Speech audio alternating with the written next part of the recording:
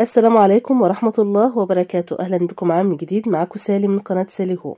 النهاردة إن شاء الله فيديو جديد عن ترتيب وتنظيم المطبخ. طبعا ده هيكون الجزء الخامس من ترتيب وتنظيم المطبخ قبل رمضان، وهسيب لكم الأربع أجزاء اللي قبل كده تحت في صندوق الوصف، أتمنى تشوفوهم وتستفادوا منهم. لو أول مرة تشوفيني ما تنسيش تعملي لايك للفيديو وتشتركي في القناة وتفعلي زر الجرس عشان يوصلك كل جديد. ويلا كده نبدأ الفيديو ونصلي على النبي. اللهم صل وسلم وزد وبارك على نبينا محمد وعلى آله وصحبه أجمعين. أول حاجة هنبدأ بها فيديو النهاردة، حبيت اوريكم الطريقه اللي انا بنضف بيها البرطمانات. اوقات بيبقى البرطمان الورقه بتاعته سهله بتتشال بسهوله، واوقات بتبقى صعبه في الشيل، حتى لو ما بتشيليها بتعمل طبقه كده زي ما تكون ملزقه. تمام. فانا وريتكم النهارده طريقه تنظيف البرطمانات. بحطها الاول في ميه سخنه سخنه جدا يعني. وبعدين لما الورقه بتتشال منها بتبقى الطبقه اللي هي بقول لكم عليها بتبقى ملزقه ديت، مهما تغسلي فيها بالسلكه وكده ما بتطلعش. فاحسن فكره لها عشان خاطر تطلع بسهوله، تحط عليها معلقه زيت وتدعكيها كده بسلكه ناشفه، هتطلع خالص مش هيبقى فيها اي حاجه بتلزق. وبعدين تغسليها بالميه والصابون عادي خالص، هتنضف معاكي وهتبقى زي الفل. نيجي بقى لاول فكره معانا النهارده، وهي البرطمانات دي اللي انا لسه غسلها معاكم. كان عندي منها كده شوية أحجام شبه بعضها يعني، كان 4 كبار و4 صغيرين، شكلهم حلو كده وحبيت ان انا اعملهم كده يبقى طقم للمشروبات، الحاجات اللي هي الأعشاب. جبت كده أول حاجة عملتها ان انا قصيت الستيكر من ده ولزقت كده في الجزء الفوقاني من البرطمان. انا حابه اسيب الجزء اللي تحت فاضي مش عليه حاجه تغطيه يعني، بحيث ان انا ابقى شايفه برضو الحاجه من تحت كده اذا كانت لسه فيها او خلصت او كده من غير ما افتح البرطمان. تمام. بعد ما لزقت الجزء ده كده، جبت الخيط بتاع الخيش وبدات الف كده على البرطمان من فوق، حوالي كده 5 صفات يعني من الخيط. تمام. وهعمل كده برضو من تحت، يعني كده انا بحدد الستيكر من فوق ومن تحت عشان يبقى شكله طبيعي اكتر، ويبقى شكله كده ان هو زي الجاهز بالظبط. فاهميني؟ يعني لو انت لزقت الستيكر وخلاص على كده هيبقى باين تحديد الستيكر من فوق وتحت، هيبقى شكله مش حلو. الشكل ده عجبني اما جه في بالي، يعني حبيت ان انا انفذه. احترت كتير اعمل انهي لون او اعمله ازاي، فلحد ما الاخير اقتنعت يعني بالفكرة دي. حسيت كده هيبقى شكلهم شيك وذوقهم حلو. وهيبقوا كده لايقين على المطبخ بتاعي.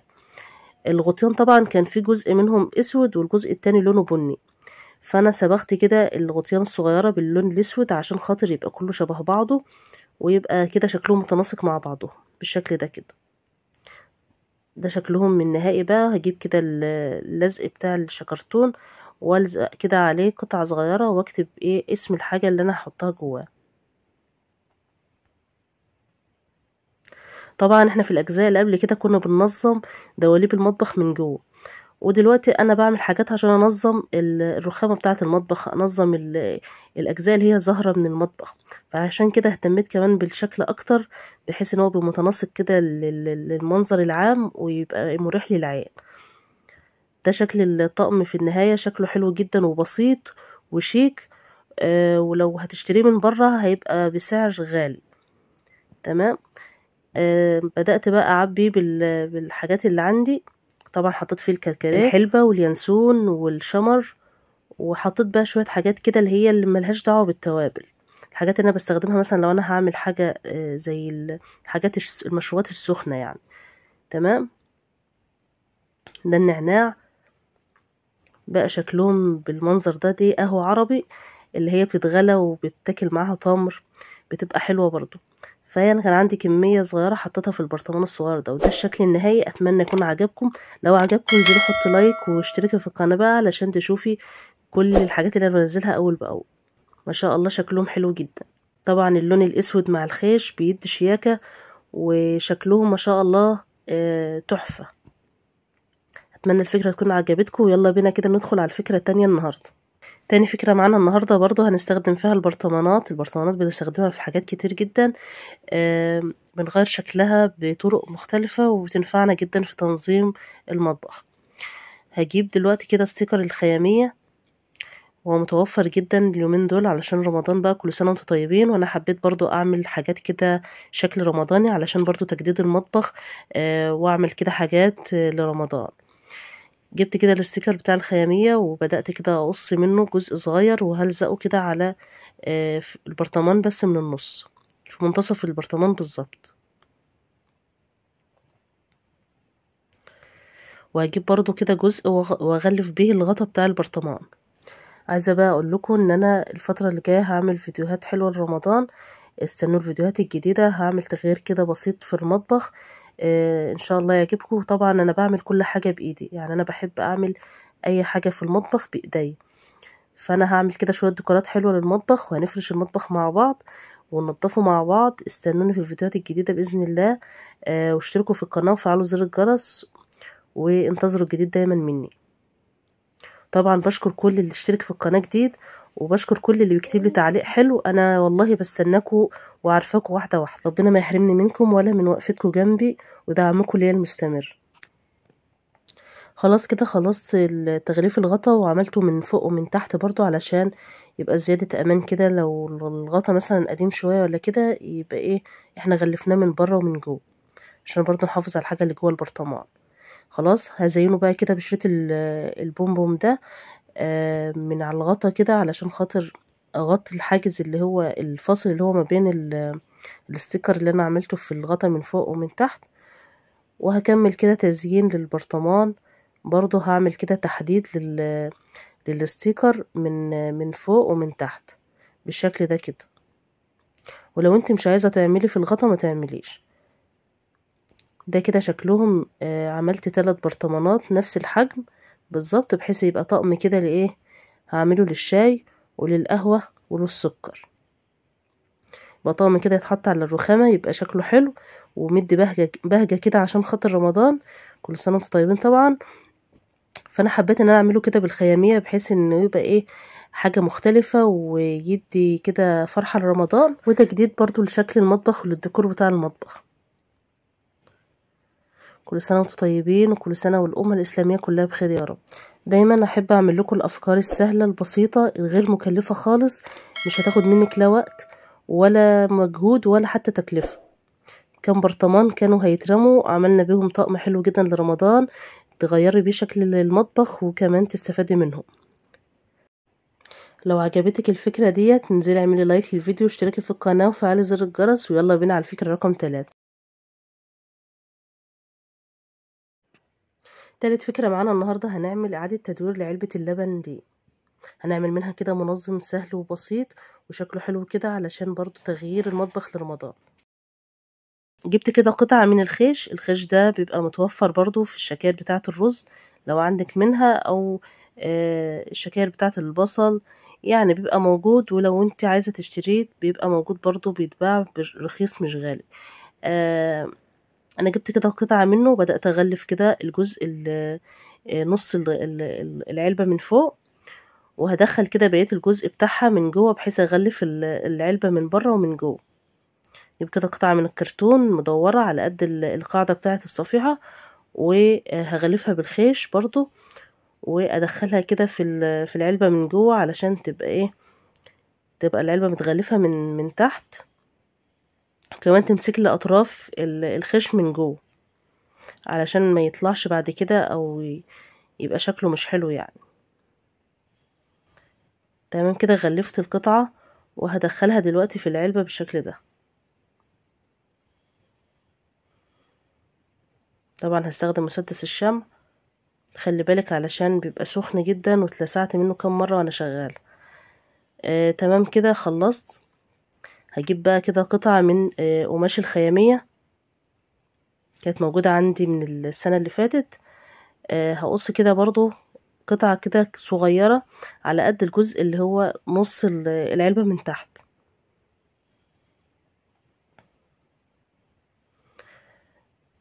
انا حبيت ان انا اشتغل بالقماش علشان خاطر يبقى مع الخيش يعني، اعرف استخدمه كويس.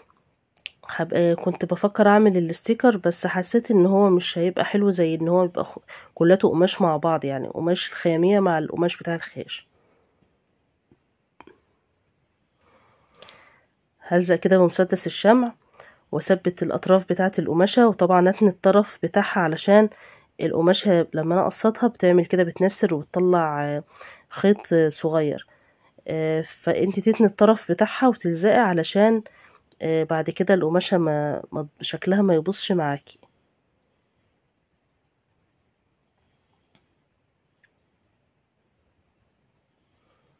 تمام كده خلصت. بقص بقى الجزء الزياده وابدا برضو اثبت كده الجزء اللي باقي واتني الاطراف علشان خاطر تبقى نضيفه معايا كده وما يبقاش فيها شراشيب ولا ايه تبوظ مني.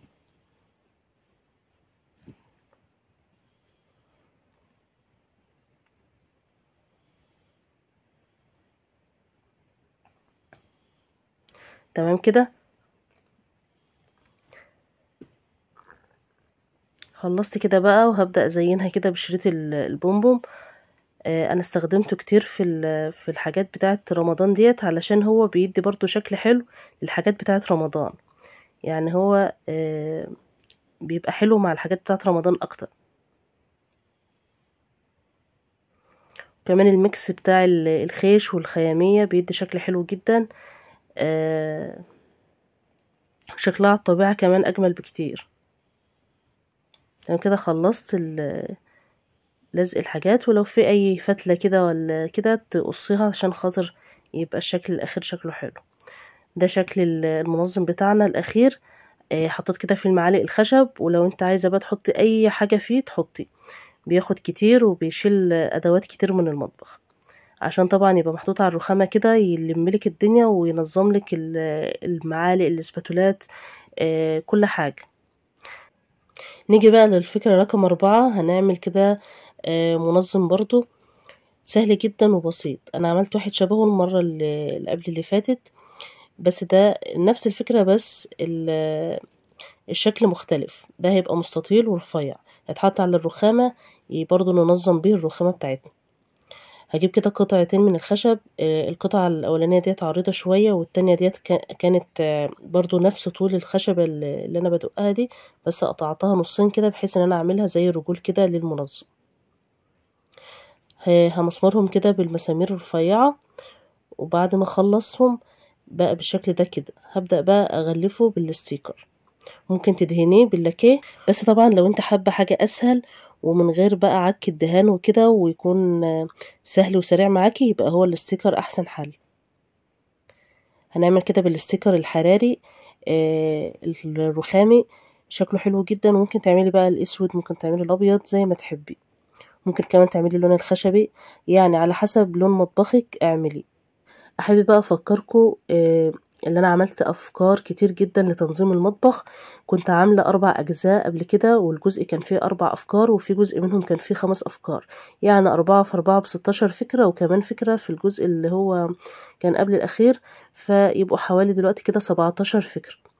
17 فكرة و4 النهاردة يبقى 21 فكرة لترتيب وتنظيم المطبخ. ادخلي على القناة وشوفي الفيديوهات اللي موجودة هتستفادي جدا، واشتركي في القناة علشان تشوفي الفيديوهات الجديدة اللي انا هنزلها، وبرضه هيكون فيها بإذن الله افكار لترتيب وتنظيم المطبخ ولديكورات المطبخ وحاجات حلوة كتير. انتظريني واعملي لايك للفيديو ده واشتركي في القناة وتابعيني بقى لنهاية الفيديو. نرجع بقى للفيديو بتاع النهاردة. المنظم اللي انا بعمله ده طبعا فكرته واخداها من المنظم اللي هو بتاع ايكيا خلاص. بس طبعا بدل ما نشتريه، هو فكرته بسيطة جدا زي ما قلت لكم قبل كده، قطعتين خشب ويبقى بالشكل ده، وهنستخدمه يبقى كمان امتن واجمد من اللي هو الجاهز. هغلفه بقى بالستيكر كده من تحت ومن فوق، والستيكر ده حراري يعني سهل في الاستعمال، وكمان لو لزق ومثلا وانت لقيتي اللزقة المكان بتاعه غلطتي او حاجة بيبقى سهل ان انت تفكيه وتلزقيه تاني. خلاص كده خلصت كل تغليف المنظم، وبقى بالشكل ده الشكل النهائي بتاعه. نظمت كده فيه الحاجات بتاعة المشروبات، الشاي والسكر والقهوة، وحطيت عليه كده الفانوس بتاع رمضان. كل سنة وانتم طيبين. اتمنى فيديو النهارده يكون عجبكم، ما تنسوش اللايك والشير والسبسكرايب. حبكم في الله، استودعكم الله، السلام عليكم ورحمة الله وبركاته. أهلا كيف الحال؟ قد غبت وإليك اشتقنا، وانتهى بعدك صار وصال.